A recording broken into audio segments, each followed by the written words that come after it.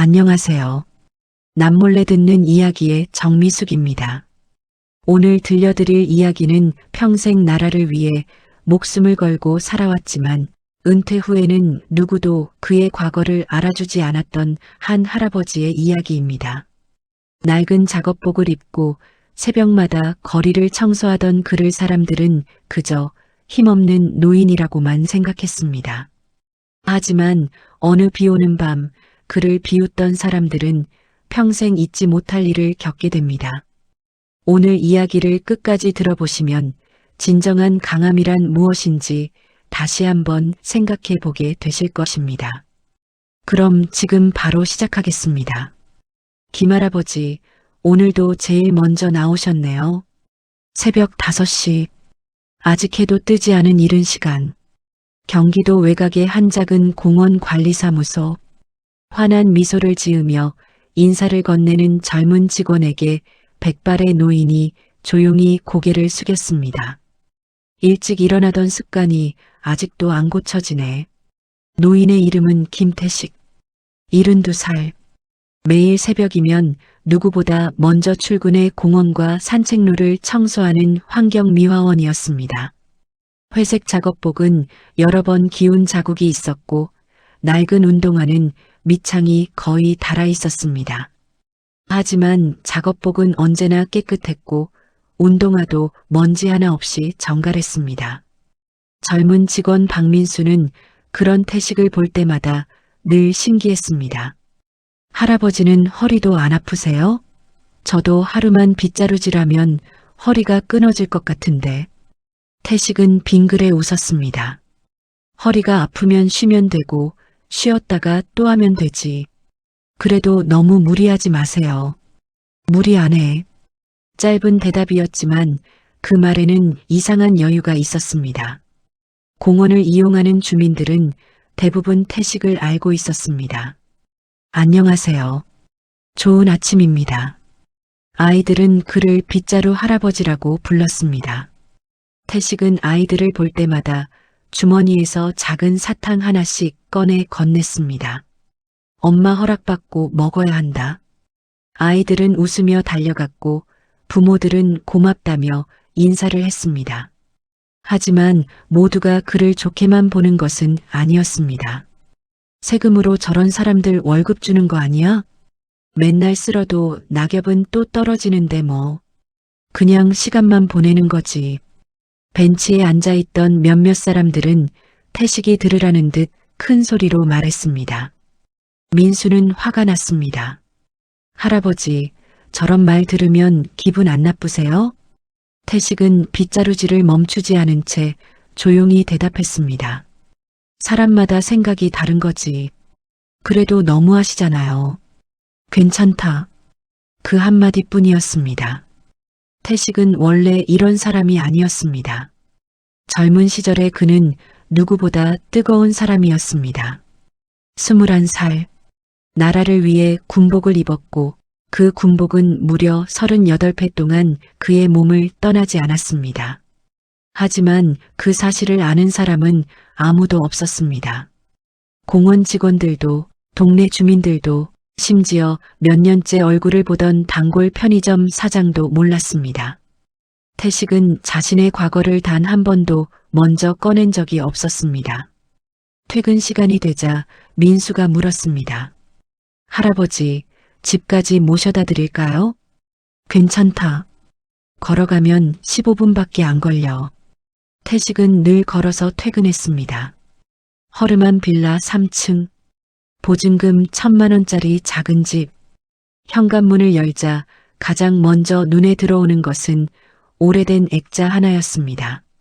젊은 시절 군복을 입은 자신의 사진은 없었습니다. 대신 환하게 웃고 있는 아내의 사진만 있었습니다. 태식은 사진 앞에 잠시 섰습니다. 여보, 오늘도 잘 다녀왔어. 아내는 5해 전 암으로 세상을 떠났습니다. 병원비를 마련하기 위해 평생 모은 돈 대부분을 썼지만 끝내 붙잡지 못했습니다. 주변 사람들은 자식들과 함께 살라고 했지만 태식은 고개를 저었습니다. 애들도 자기 삶이 있는데 내가 짐이 되면 안 되지. 그래서 그는 혼자 살기로 했습니다. 외롭지 않냐는 질문을 받을 때마다 늘 같은 대답을 했습니다. 익숙해지면 괜찮다. 하지만 밤이 깊어질수록 텅 빈 집은 유난히 넓게 느껴졌습니다. 다음 날도 어김없이 새벽 5시, 태식은 가장 먼저 공원으로 향했습니다. 그런데 입구 근처에서 한 초등학생이 울고 있는 모습이 보였습니다.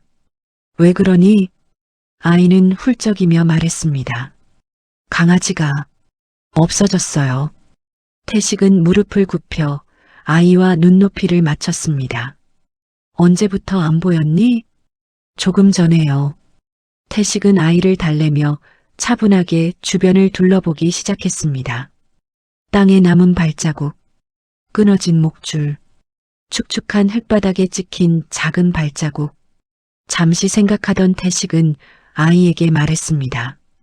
강아지는 저쪽으로 갔을 가능성이 크다. 어떻게 아세요? 태식은 웃기만 했습니다. 10여 분 뒤, 정말로 강아지는 공원 뒤편 작은 배수로 근처에서 발견됐습니다. 아이는 기뻐하며 강아지를 꼭 안았습니다. 할아버지 감사합니다. 멀리서 그 모습을 지켜보던 민수는 감탄했습니다. 와, 어떻게 그렇게 빨리 찾으셨어요? 태식은 짧게 대답했습니다.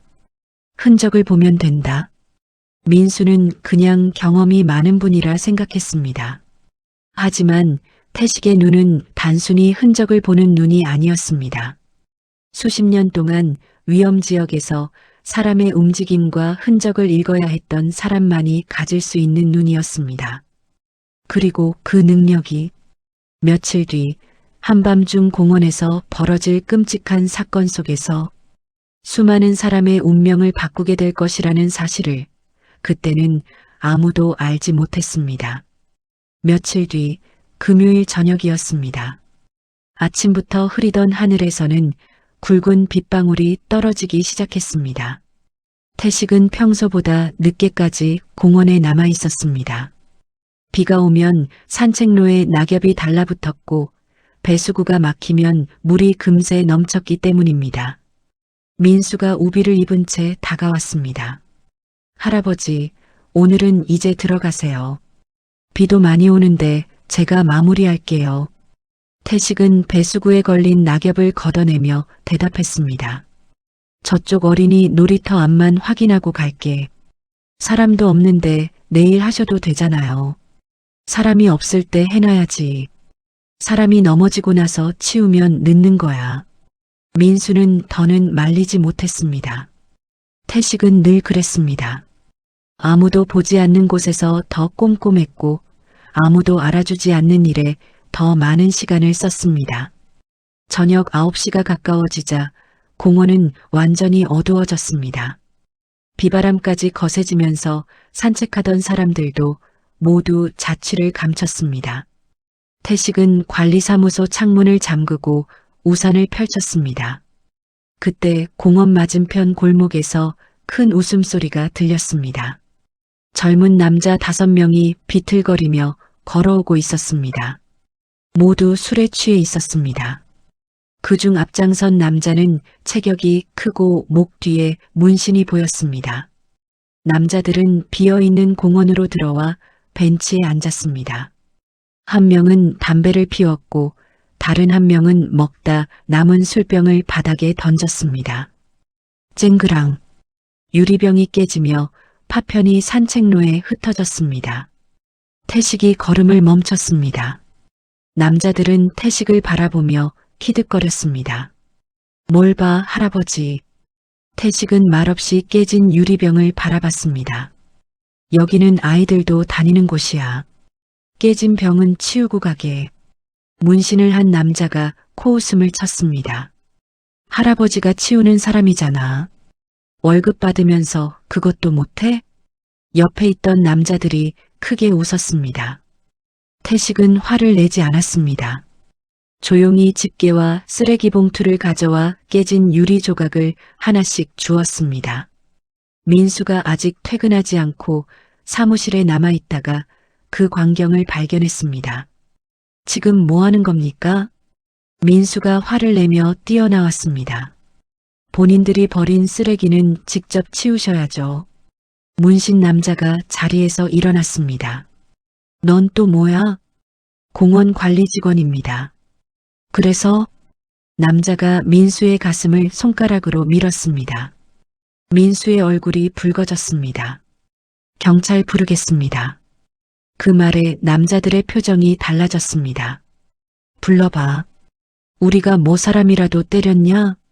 술병 하나 깬 게 그렇게 큰 죄야? 문신 남자가 민수의 휴대전화를 낚아채려 했습니다. 그 순간 태식이 남자의 손목을 가볍게 붙잡았습니다. 그만하게. 목소리는 크지 않았습니다. 하지만 이상하게도 남자의 손이 멈췄습니다. 문신 남자는 태식의 손을 뿌리치며 소리쳤습니다. 이 할아버지가 진짜 미쳤나? 태식은 민수에게 고개를 돌렸습니다. 안으로 들어가. 하지만 할아버지, 들어가서 경찰에 신고해. 민수는 잠시 망설이다 관리사무소 안으로 뛰어갔습니다. 문신 남자는 태식에게 바짝 다가섰습니다. 경찰에 신고를 해? 태식은 남자의 눈을 똑바로 바라봤습니다. 이미 여러 번 경고했어. 이제는 경찰이 판단할 일이야. 경고. 남자는 어이가 없다는 듯 웃었습니다. 할아버지가 우리한테 경고를 했다고? 그는 태식의 어깨를 거칠게 밀었습니다. 태식은 한 걸음 뒤로 물러났지만 넘어지지 않았습니다. 발끝이 젖은 바닥을 정확히 지탱했습니다. 남자는 다시 태식의 가슴을 밀었습니다. 이번에도 태식은 흔들리지 않았습니다. 뭐야? 남자가 이상하다는 듯 태식을 쳐다봤습니다. 태식은 낮은 목소리로 말했습니다. 술을 마셨으면 집에 가서 쉬어. 오늘 일은 더 크게 만들지 말고. 겁먹었으면 겁먹었다고 해. 주변에 있던 남자들이 태식을 에워쌌습니다. 5명이 한 노인을 둘러싸고 있었지만 태식의 표정에는 조금도 두려움이 없었습니다. 그는 사람들의 위치를 빠르게 확인했습니다. 정면에 2명, 오른쪽에 1명, 뒤쪽에 2명, 깨진 유리병이 놓인 위치, 젖은 바닥, 공원 출입구, 관리사무소까지의 거리, 그리고 가장 가까운 비상벨의 위치까지. 태식의 눈빛이 순간 달라졌습니다. 평범한 노인의 눈이 아니었습니다. 수십 년 동안 수많은 위기 속에서 살아남은 사람의 눈이었습니다. 그때 공원 입구 쪽에서 한 젊은 여성이 뛰어들어왔습니다. 여성은 한 손으로 우산을 들고 다른 손으로 어린 남자아이의 손을 잡고 있었습니다. 비를 피하려고 공원을 가로질러 가려는 듯 했습니다. 태식은 여성을 보자 손을 들어 보였습니다. 이쪽으로 오지 마세요. 하지만 빗소리가 너무 커서 여성은 듣지 못했습니다. 그 순간 문신 남자 옆에 있던 한 사람이 술병을 발로 걷어찼습니다. 술병이 바닥을 구르다 깨졌고 놀란 아이가 엄마의 손을 놓쳤습니다. 아이는 미끄러운 산책로 위를 달리기 시작했습니다. 민준아, 여성이 소리쳤습니다. 아이는 뒤를 돌아보다 발을 헛디뎠습니다.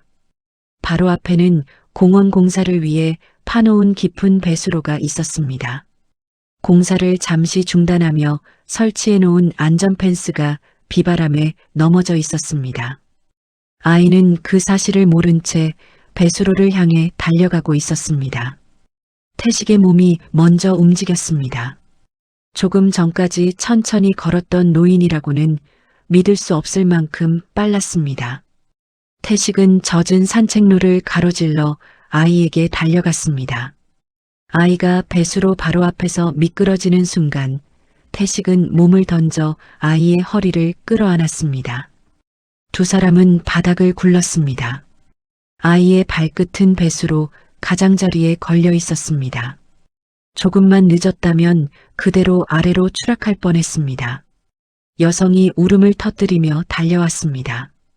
민준아, 태식은 아이를 여성에게 안겨주었습니다. 다친 곳이 있는지 확인하세요. 그제야 태식의 팔꿈치에서 피가 흐르는 것이 보였습니다. 몸을 던지며 깨진 유리 조각에 긁힌 것이었습니다. 할아버지, 피가 나요. 여성이 다급하게 말했습니다.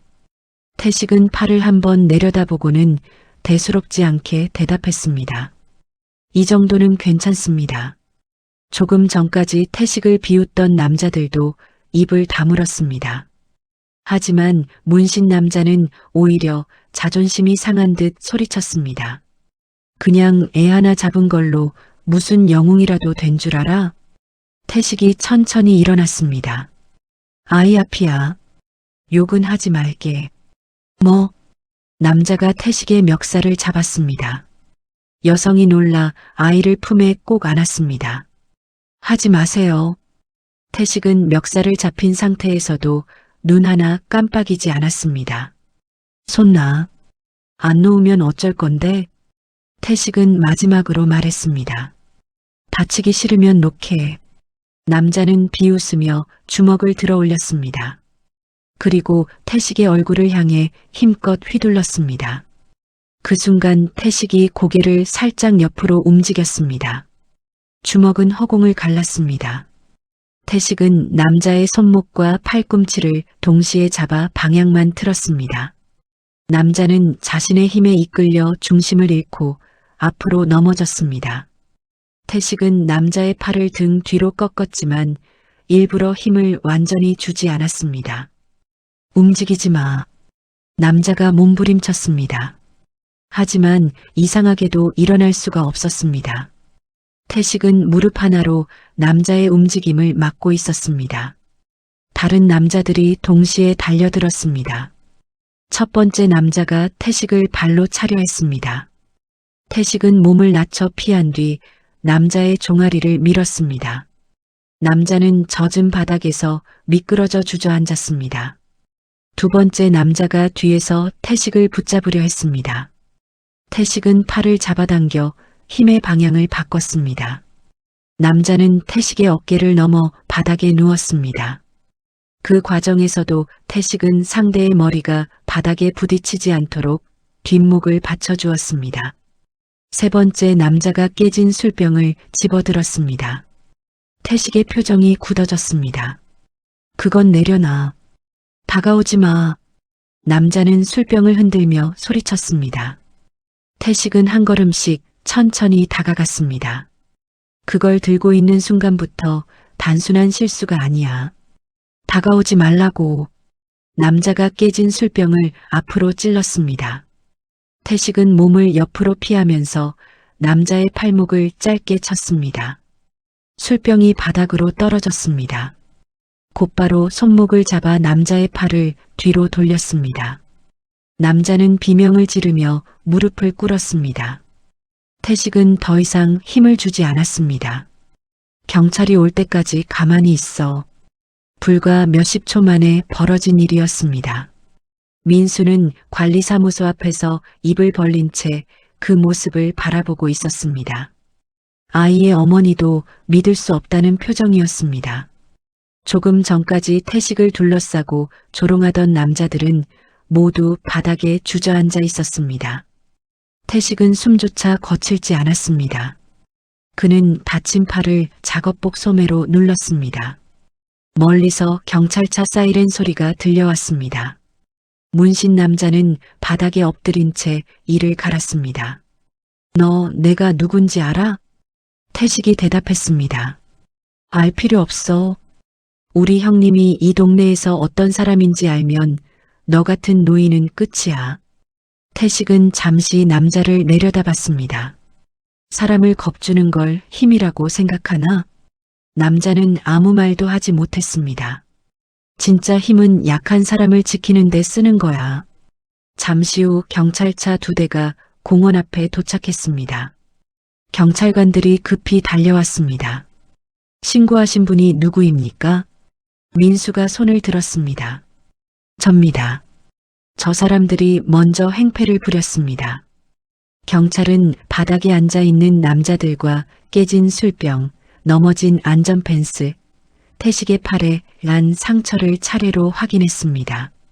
한 경찰관이 태식에게 다가왔습니다. 어르신께서 저 사람들을 제압하신 겁니까? 태식은 고개를 저었습니다.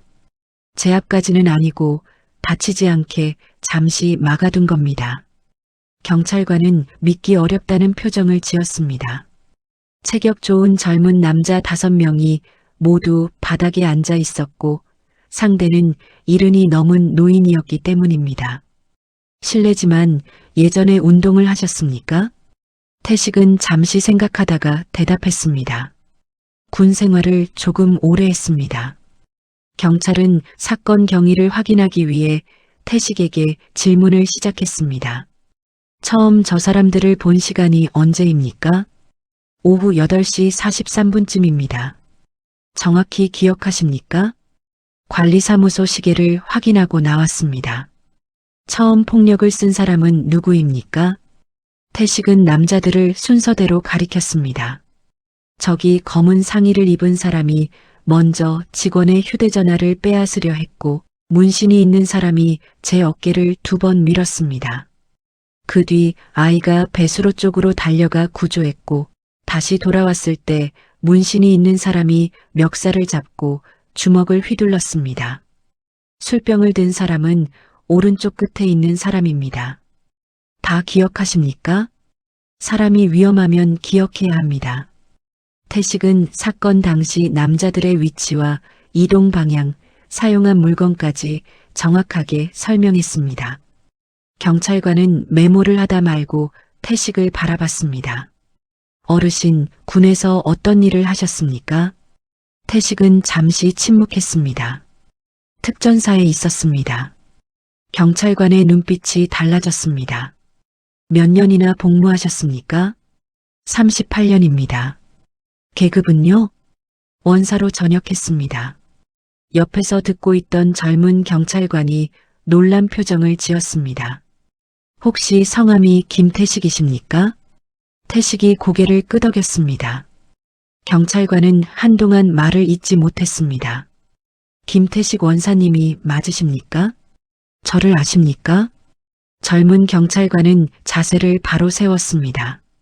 제 아버지가 특전사 출신입니다. 집에서 원사님 이야기를 여러 번 들었습니다. 주변이 조용해졌습니다. 경찰관은 태식에게 정중하게 경례했습니다. 아버지가 그러셨습니다. 훈련 중 부하를 살리기 위해 혼자 위험지역으로 들어갔던 분이 계셨다고요. 그분이 김태식 원사님이라고 했습니다. 태식은 곤란한 듯 손을 내저었습니다. 오래전 일이야. 아버지는 아직도 원사님을 은인이라고 말씀하십니다. 조금 전까지 태식을 협박하던 남자들의 얼굴이 굳었습니다. 민수는 믿을 수 없다는 듯 태식을 바라봤습니다. 할아버지, 정말 특전사셨어요? 태식은 평소와 똑같은 표정으로 대답했습니다. 예전에 조금 오래 있었지. 조금이 아니라 38년이잖아요. 민수는 기가 막혀 웃었습니다. 경찰은 행패를 부린 남자들을 차례로 경찰차에 태웠습니다. 문신 남자가 마지막으로 끌려가며 태식을 바라봤습니다. 하지만 이번에는 아무 말도 하지 못했습니다. 태식은 아이와 어머니에게 다가갔습니다. 아이는 괜찮습니까? 여성이 눈물을 글썽이며 고개를 숙였습니다. 정말 감사합니다. 할아버지가 아니었으면 우리 아이가 어떻게 됐을지. 태식은 아이의 머리를 쓰다듬었습니다. 다음부터는 엄마 손을 꼭 잡고 다녀야 한다. 아이는 울먹이며 대답했습니다. 네. 아이는 주머니에서 작은 초콜릿 하나를 꺼내 태식에게 건넸습니다. 할아버지 드세요. 태식은 잠시 초콜릿을 바라보다 미소를 지었습니다.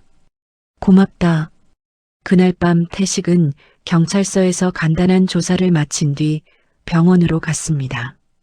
팔꿈치에 난 상처는 생각보다 깊었습니다. 의사는 몇 바늘을 꿰매야 한다고 했습니다.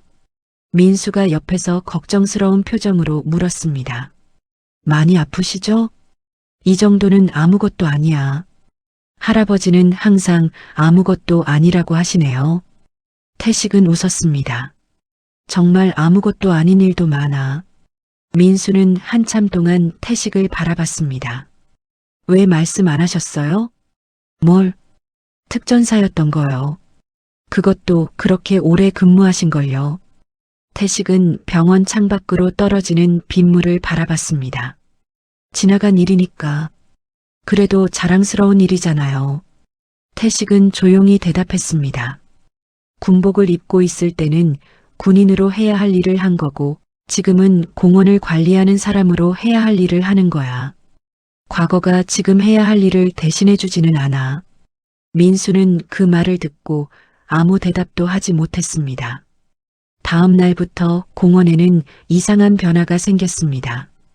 사건 당시 아이의 어머니가 인터넷에 글을 올린 것이 시작이었습니다. 비 오는 밤 우리 아이를 살려주신 공원 환경미화원 할아버지를 찾습니다. 글에는 당시 상황과 태식이 다친 사실이 자세히 적혀 있었습니다. 며칠 만에 지역 주민들 사이에서 이야기가 퍼졌습니다. 공원 관리사무소 앞에는 음료수와 과일, 감사 편지가 쌓이기 시작했습니다. 아이들이 직접 그린 그림도 있었습니다. 그림 속 태식은 빨간 망토를 두른 영웅처럼 그려져 있었습니다. 태식은 그림을 보고 고개를 저었습니다. 망토는 좀 과한데. 민수가 웃으며 말했습니다. 아이들한테는 할아버지가 진짜 영웅이죠. 영웅은 무슨, 아무나 그렇게 못합니다. 공원을 찾는 주민들의 태도도 달라졌습니다. 예전에는 태식을 보고도 그냥 지나치던 사람들이 먼저 허리를 숙여 인사했습니다. 어르신 감사합니다. 몸은 괜찮으세요? 정말 대단하십니다. 하지만 태식은 이전과 달라지지 않았습니다. 여전히 새벽 5시에 출근했고 낙엽을 쓸고 쓰레기를 주웠습니다. 누가 사진을 찍으려 하면 모자를 눌러 쓰고 자리를 피했습니다. 지역 방송국에서도 인터뷰 요청이 왔지만 거절했습니다. 저 말고 경찰관들이나 인터뷰하세요. 선생님께서 아이를 구하셨잖아요. 그 자리에 누가 있었어도 그렇게 했을 겁니다. 태식은 끝까지 자신이 특별한 일을 했다고 생각하지 않았습니다. 며칠 후 공원관리사무소로 낯선 중년 남자가 찾아왔습니다. 남자는 군복을 입고 있었습니다. 어깨에는 높은 계급장이 달려 있었습니다. 그 뒤로 젊은 군인 2명이 따라왔습니다. 민수는 긴장한 표정으로 태식을 불렀습니다. 할아버지, 손님이 오셨습니다. 태식이 사무실 밖으로 나오자 중년 남자는 자세를 바로잡았습니다. 김태식 원사님. 태식은 남자의 얼굴을 한참 바라봤습니다. 자네는, 예, 최정훈입니다. 태식의 눈빛이 흔들렸습니다. 정훈이가 벌써 장군이 됐나? 남자는 웃으며 고개를 숙였습니다. 원사님께서 살려주신 목숨으로 여기까지 왔습니다. 정훈은 젊은 시절 훈련 중 절벽 아래로 추락할 뻔한 적이 있었습니다. 당시 교관이던 태식이 자신의 안전고리를 풀어 정훈에게 연결했고 끝까지 버티며 그를 구조했습니다. 그 일로 태식은 어깨를 크게 다쳤지만 누구에게도 자랑하지 않았습니다. 정훈은 태식 앞에서 정중히 경례했습니다. 오랜만에 인사드립니다. 태식도 천천히 손을 들어 경례를 받아주었습니다. 민수와 직원들은 숨을 죽이고 그 모습을 바라봤습니다. 정훈은 준비해온 작은 상자를 내밀었습니다. 상자 안에는 낡은 군번줄 하나가 들어 있었습니다. 원사님께서 전역하시던 날 제게 맡기셨던 겁니다. 태식은 군번줄을 손에 들었습니다. 오래된 금속 표면에는 그의 이름과 군번이 희미하게 남아 있었습니다. 왜 이제 가져왔나? 이제는 돌려드려야 할 것 같았습니다. 정훈은 태식을 바라보며 말했습니다. 원사님은 군복을 벗으셨지만 여전히 사람을 구하고 계셨습니다. 태식은 한동안 군번줄을 바라봤습니다. 이제 늙어서 예전 같지는 않아. 아닙니다. 원사님께서 가르쳐 주신 건 싸우는 기술이 아니었습니다. 정훈의 목소리가 조금 떨렸습니다. 끝까지 책임지는 법을 가르쳐 주셨습니다. 태식은 말없이 정훈의 어깨를 두드렸습니다. 잘 컸구나. 그 말 한마디에 정훈은 고개를 숙였습니다. 그날 오후 태식은 집으로 돌아와 아내의 사진 앞에 군번줄을 내려놓았습니다. 여보, 오랜만에 옛날 사람을 만났어. 사진 속 아내는 여전히 환하게 웃고 있었습니다. 태식은 서랍 깊숙이 넣어두었던 낡은 상자를 꺼냈습니다. 상자 안에는 훈장과 표창장, 젊은 시절 동료들과 찍은 사진이 들어 있었습니다. 태식은 그중 한 장을 꺼냈습니다. 검은 베레모를 쓴 젊은 태식이 부대원들과 어깨를 나란히 하고 웃고 있었습니다. 그때 현관문을 두드리는 소리가 들렸습니다. 문을 열자 낯익은 젊은 남자가 서 있었습니다. 며칠 전 공원에서 행패를 부렸던 문신 남자였습니다. 태식의 표정이 굳어졌습니다. 남자는 이전과 달리 고개를 푹 숙이고 있었습니다. 무슨 일인가? 잠깐 이야기할 수 있을까요? 태식은 잠시 고민하다 남자를 집 안으로 들이지 않고 복도에서 마주 섰습니다. 남자는 한참 동안 입을 열지 못했습니다. 죄송합니다. 태식은 말없이 기다렸습니다. 그날 제가 술을 너무 많이 마셨습니다. 그렇다고 제가 한 일이 없어지는 건 아니지만 남자의 손이 떨리고 있었습니다. 경찰서에서 아이 어머니가 우는 걸 봤습니다. 제가 찬 술병 때문에 아이가 놀라서 달려갔다는 것도 들었습니다. 남자는 고개를 더 깊이 숙였습니다. 정말 잘못했습니다. 태식이 물었습니다. 왜 그렇게 살았나? 남자는 입술을 깨물었습니다. 어릴 때부터 무시당하지 않으려면 먼저 겁을 줘야 한다고 생각했습니다. 사람들이 저를 무서워하면 제가 강한 사람인 줄 알았습니다. 태식은 잠시 남자를 바라봤습니다. 그날 내가 자네를 쓰러뜨렸기 때문에 사과하러 온 건가? 남자는 고개를 저었습니다. 아닙니다. 그럼 할아버지가 저를 다치게 할 수도 있었는데 그러지 않았다는 걸 나중에 알았습니다. 경찰도 그러더군요. 일부러 힘을 빼서 제압한 거라고. 태식은 조용히 대답했습니다. 사람을 다치게 하는 건 쉬워. 하지만 다치지 않게 막는 건 어렵지. 남자의 눈가가 붉어졌습니다. 저 같은 사람도 달라질 수 있을까요? 태식은 곧바로 대답하지 않았습니다. 잠시 후 천천히 말했습니다. 사람은 실수할 수 있어. 남자는 태식의 말을 기다렸습니다. 하지만 같은 잘못을 반복하면 그때부터는 실수가 아니라 선택이야. 남자는 눈물을 훔쳤습니다. 다시는 그러지 않겠습니다. 그 말을 나한테 하지 말고 자네 자신한테 해. 태식은 현관 옆에 놓인 작은 쓰레기 봉투를 남자에게 건넸습니다. 내일 아침 6시에 공원으로 와. 남자는 당황했습니다. 공원이요? 자네들이 깨뜨린 술병 조각이 아직 화단 안쪽에 남아있을 수 있어. 함께 찾아서 치우자. 남자는 잠시 태식을 바라보다 고개를 끄덕였습니다. 가겠습니다. 다음 날 새벽 6시 태식이 공원에 도착하자 문신 남자가 먼저 와 있었습니다. 남자는 장갑과 집게를 준비해 왔습니다.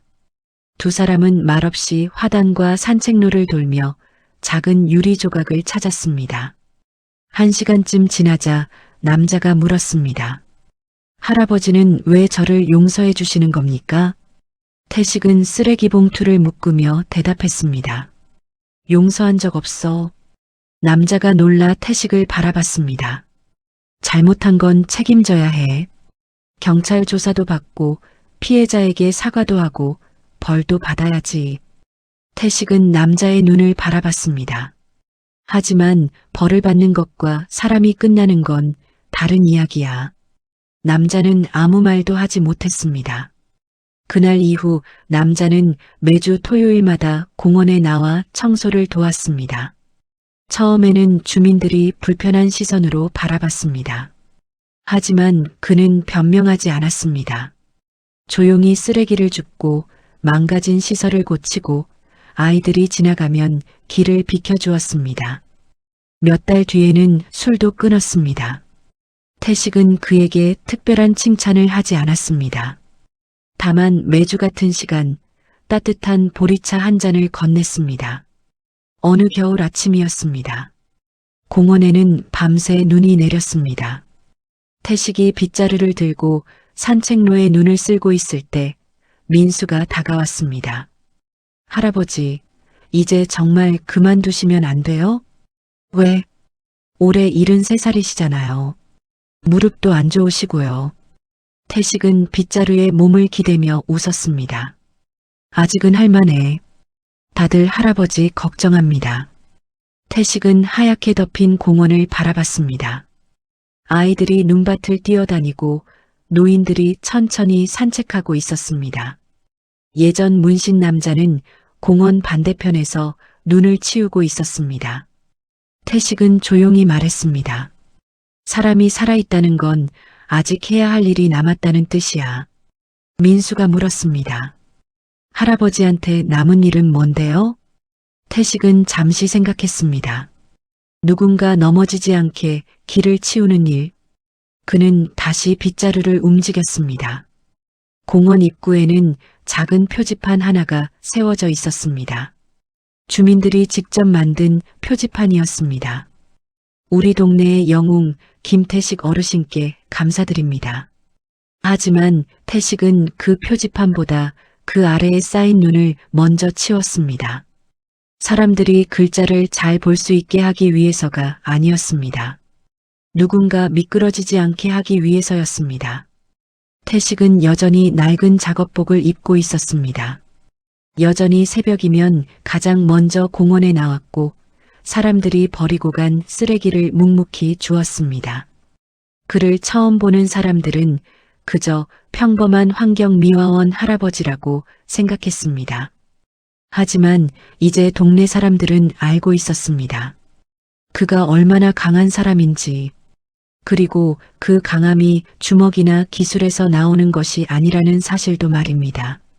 진정으로 강한 사람은 자신의 힘을 자랑하지 않습니다. 약한 사람을 겁주지도 않습니다. 누군가 위험에 처했을 때 가장 먼저 한 걸음 앞으로 나서고 자신이 다치는 순간에도 다른 사람부터 살핍니다.